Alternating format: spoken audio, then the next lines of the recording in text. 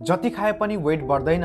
यदि तपाईलाई पनि यही गुनासो छ भने तपाई एक्लै हुनुहुन्न। यदि तपाई आफ्नो तौल बढाउन चाहनुहुन्छ भने यो भिडियो अन्तिमसम्म हेर्नुहोस्। तौल बढाउनु भनेको एउटा साइन्स हो, कुनै लक होइन। यदि तपाईको शरीरको मेटाबोलिजम एकदमै फास्ट छ भने जति खाए पनि तपाईको तौल बढ्दैन। तौल बढाउनलाई के गर्नु जान्नु भन्दा अघि हामीले गर्ने केही गल्ती बारेमा थाहा पाऊँ। नम्बर 1 मा रहेको छ जङ्क फुड। तपाई यदि एकदमै धेरै जङ्क फुड खानुहुन्छ भने तपाईको तौल बढ्दैन। यदि तपाईको तौल बढिरहेछ भने पनि त्यो भनेको तपाईको शरीरमा बोसो बढेर तौल बढेको हो। यसलाई कुनै हेल्थी वेट गेन भन्न मिल्दैन। दोस्रो कारण हो एक्सरसाइज नगर्नुको। यदि तपाई एक्सरसाइज गर्नुहुन्छ, तपाई जिम जानुहुन्छ भने त्यसले गर्दा तपाईको मसल गेनहरू हुन्छ। मसल गेन भनेको एउटा लङ लास्टिङ तरिका हो तपाईको वेट गेन गर्नुको। तेस्रो कारण भनेको पुअर प्रोटिन इन्टेक। भन्नुको मतलब तपाईको डाइटमा प्रोटिन एकदमै कम छ।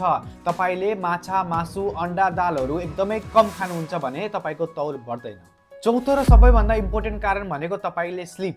यदि तपाईको स्लिप प्रोपर छैन, तपाईले 4 घण्टा 5 घण्टा मात्रै सुत्नुहुन्छ भने तपाईको तौल बढ्दैन।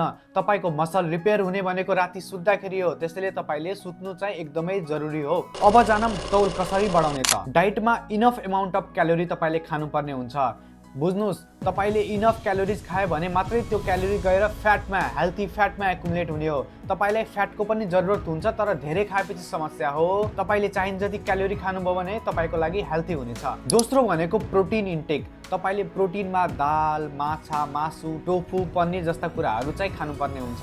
तेस्रो भनेको स्ट्रेन्थ ट्रेनिङ। मैले अघि भने जस्तै तपाईले एक्सरसाइज र जिम जानुहुन्छ भने त्यसले पनि तपाईको मसल गेन गर्नमा हेल्प गर्छ।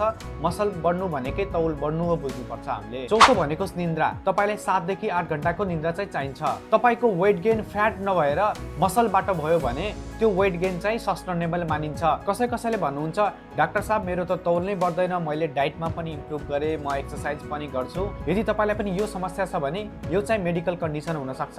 तपाईलाई थाइरोइडको समस्या हुन सक्छ, तपाईलाई वर्महरूको इन्फेक्सन भएको हुन सक्छ, अथवा माल एब्जर्प्सन सिन्ड्रोम जस्तो समस्याहरू पनि हुन सक्छ। यस्तो केसेसहरूमा हामीले ब्लड टेस्ट अथवा डाक्टरलाई जाँच गराउन चाहिँ जानै पर्ने हुन्छ। हामीले बुझ्नै पर्ने कुरा भनेको हेल्थी वेट गेन चाहिँ स्लो हुन्छ तर एकदमै सेफ हुन्छ।